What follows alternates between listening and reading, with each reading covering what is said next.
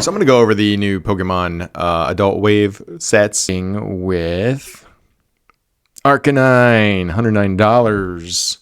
Available now. Add him to the bag. He looks really good, I think. The only thing I can say about Arcanine that I'm not excited about is this broken tail right here. I understand that's probably a swoosh or something. It's majestic Arcanine-ish tail, but it just looks like it got broken. Colors look great. I'd say that the colors are the strongest aspect of this line. Beautiful colors. They did an amazing job with the details. I mean, look at this spiky hair up here, and his little mouth is cute. His little snarl with his little teeth. But I think it looks good. And the ears look good. The eyes. Yeah, I think they did a great job on Arcanine.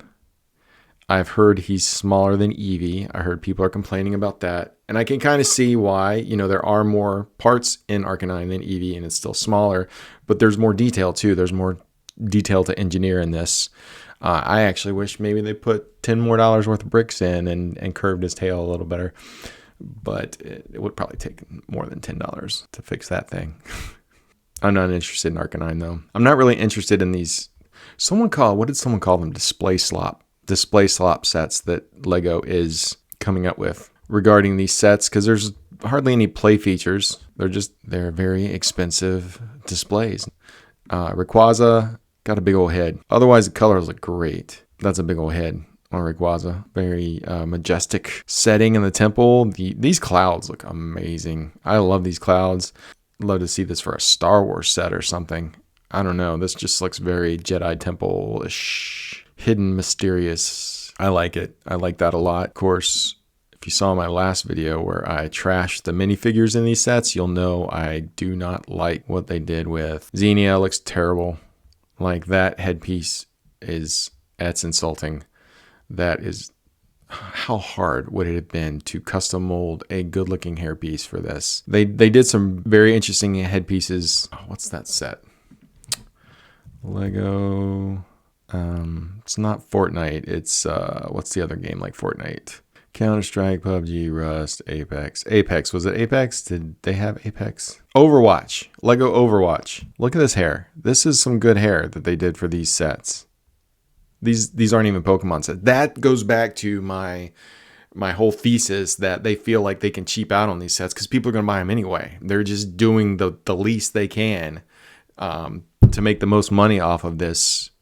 It's so disappointing, LEGO, that you would do that, because we know you can do, like, look at these molds for these headpieces. Just brilliant, wonderful, wonderful headpiece sets that we're not getting. Like, come on. That's this whole figure compared to the Overwatch figures.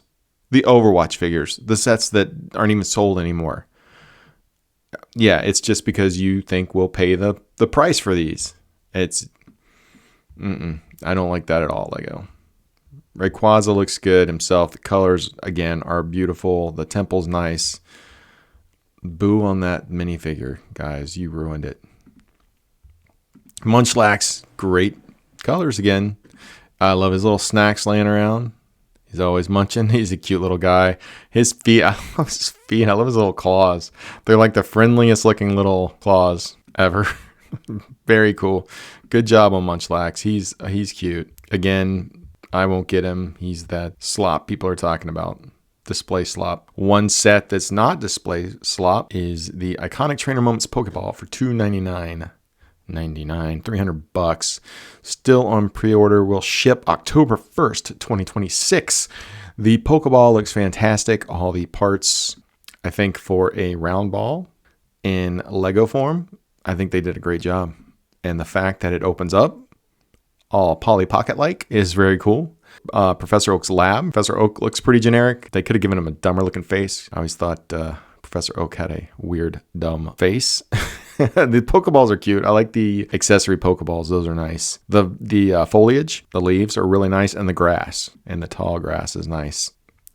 Red we have here, not Ash Ketchum. They like to separate the video games from the cartoon. Eevee here. And so this is obviously not based off the first game, which is a bummer because it would have been nice to have the 3 starters. Squirtle, Bulbasaur, and Charmander. I was thrown off a little bit by the lack of Trainer Blue, Professor Oak's grandson, first antagonist Red ever went up against. Honestly, in a $300 set, they should have added a blue and done the 3 starters. And you could have thrown Pikachu in there. Again, we'll buy it for whatever reason because it's Pokemon, and I'll probably get this set. Professor Oak's lab looks good, and the battle arena. Not really sure what's going on with the battle arena. Flipping going forth. I don't know why they flip head to head at each other. Shouldn't it be the Pokemon being flipped? You got the Pokemon right here battling, but then you got these 2 guys like don't really know what they're doing. Again, I guess if you're a fan of the upscale minifigures, the only upscale minifigure I've ever seen that looks good is Darth Vader. So you obviously know I'm not a fan of the Trainer Red upscaled minifigure. I do like that they gave him actual piece parts for his backpack straps and his jacket and badge. The square Pokeball is kind of an odd choice. And I'm wondering if they could have used the balls from the balls that the little minifigs come in for the arcade machine. I wonder why they didn't use something similar to that. And his backpack, his brick belt, was just kind of cool. Which, going back to the Trainer Red in the other set, we should have gotten a molded piece backpack for Trainer Red. Let me go back to him real quick. Don't really have much more to say about the upscale. I'm just not an upscale minifigure fan, so I'm not going to say anything about that. I will let someone who likes upscale minifigures talk to it. As you can see, I'm just not a fan of this wave at all. That's a printed piece, and I've seen a molded backpack. I have an Arctic Explorer polybag set, and the Arctic Explorer has a molded backpack, so it couldn't have been that hard to come up with yellow molded backpack. I don't know why they went with a print for this. I will say, going back to the red minifigure, I did forget to mention, my bad, his hat looks good. I'm a fan of his hat. I like his hat. The Picnicker has a good hat. And again, Professor Oak's he's all right.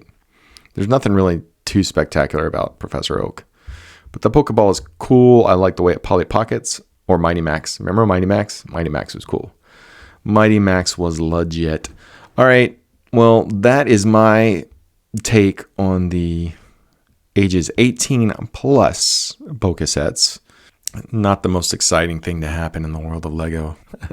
I won't say that. Until the next sets come out. Hopefully they do better, LEGO. Just as a minifigure fan myself, I'm hoping you do better on the minifigures next time, because these minifigures are just none of them are spectacular in any kind of way at all. And we know you do good minifigures. That's why I'm a minifigure fan. Bring back some good minifigures, man. Hopefully they do better next time, and we get the minifigures we deserve, or at least the minifigures we're paying for in these super expensive sets. All right, happy building, guys.